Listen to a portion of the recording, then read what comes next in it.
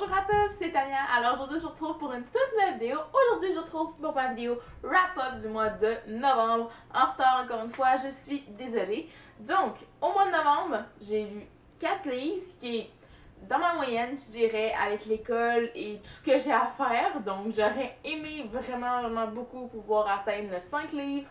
Mais j'ai pas été capable avec à partir de la fin du mois de novembre, dans la dernière semaine de novembre. Ouf, j'ai pas réussi à lire, donc j'ai pas réussi à atteindre mon 5 livres, mais c'est pas grave, j'ai quand même lu 4 livres et je suis fière de moi.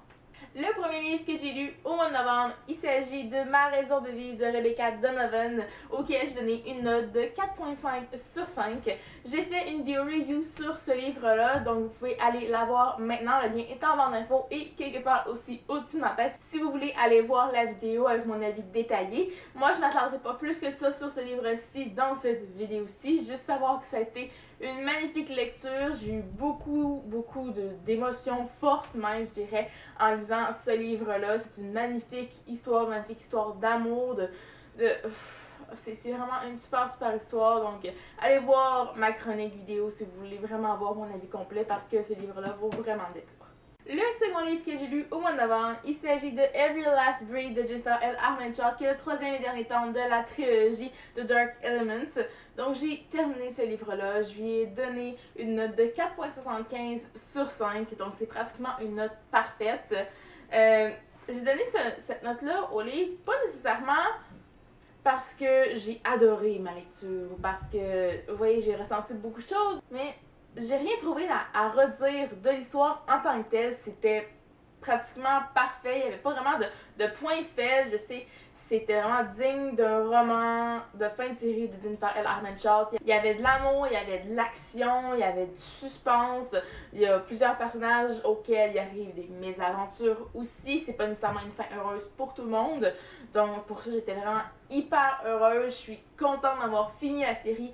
Enfin, je suis triste par contre de quitter les personnages parce que même si c'est pas la série préférée de cet auteur-là, ces personnages-là, ben c'est quand même, après 3 livres, sont chers à mon cœur. On découvre surtout qui est l'élu du cœur de Leila dans ce livre-ci, parce que si vous avez suivi un peu pour ça, l'auteur avait fait un vote pour savoir qui entre les deux garçons, le personnage principal qui est Leila, allait choisir. Donc c'était vraiment au lecteur à décider. Donc voilà, elle a fait son choix, elle le fait surtout au début du livre, donc on a l'occasion de voir les personnages ensemble en tant que couple pour, je dirais, les 3/4 du livre, ça c'est sûr et certain au moins.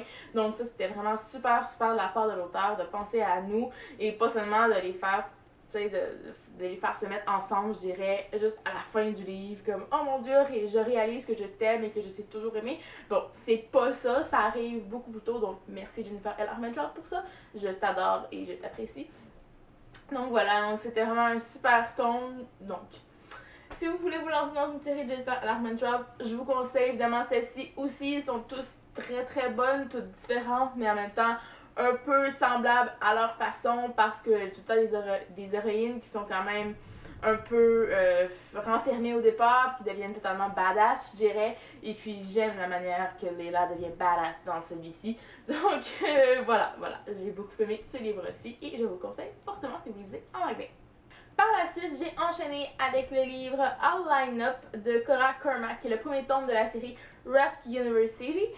Donc c'est un new adulte, évidemment c'est du Cora Cormack. J'ai donné à ce livre-là une note de 4.5 sur 5.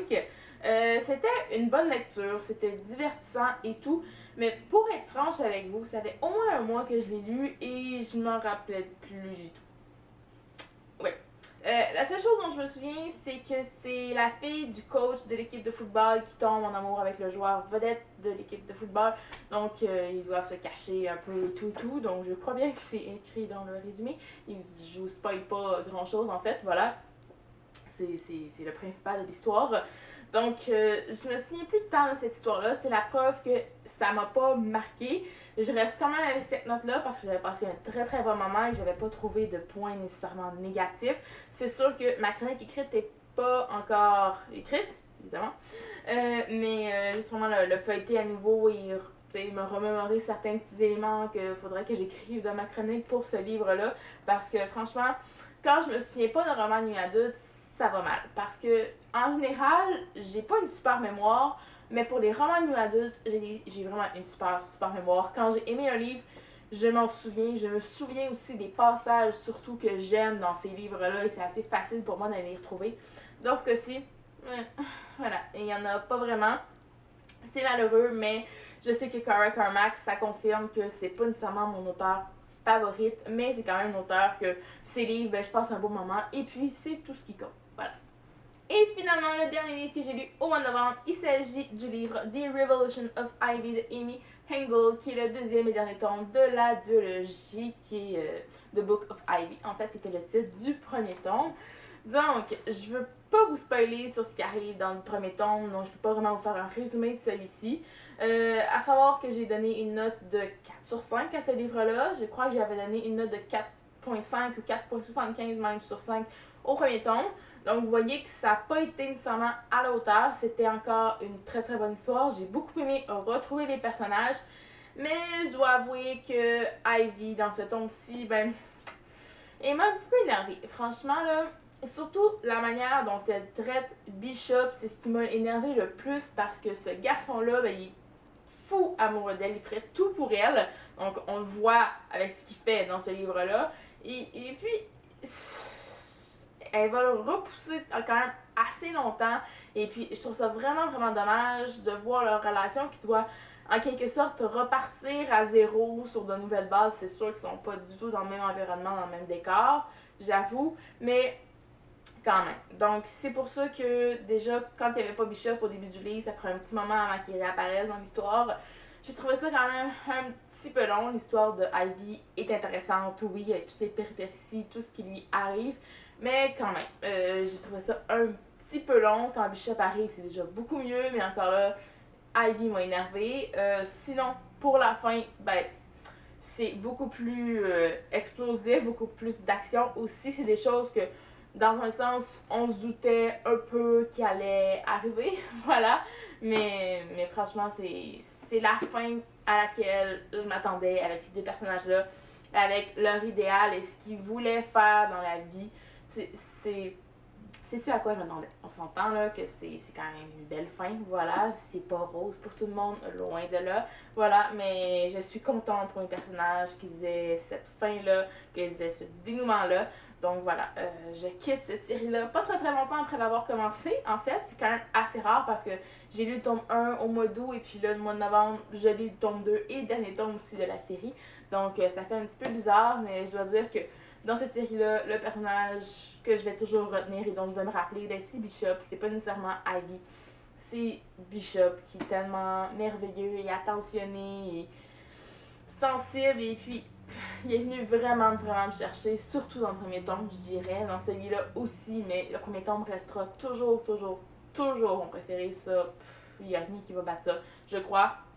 Dans mon cœur en fait. Donc voilà, c'était le dernier tome de la série que j'ai bien aimé, même si c'était pas à la hauteur du premier.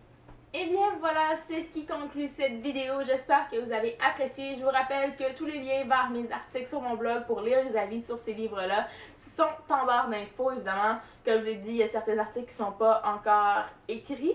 Donc, il va falloir que je m'y mette. Je vais mettre ça dès que ça va être disponible. En fait, je vais mettre le lien dès que ça va être disponible, que je vais avoir publié, écrit et publié ma chronique. Voilà.